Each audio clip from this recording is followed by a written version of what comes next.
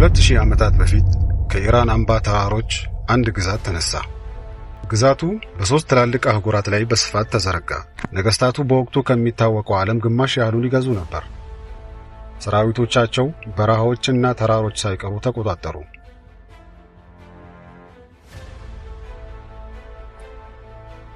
ከታላቁ ቂሮስ ታሪክ አገዛዝ ጀምሮ እስከ ታላቁ የሳሳኒያን ግዛት ውድቀት፣ ከእስልምና መምጣት እስከ ዘመናዊ አብዮት፣ ይህ የዓለምን ገጽታ የቀረጸው የኢራን ስልጣኔ አስደናቂ ታሪክ ነው።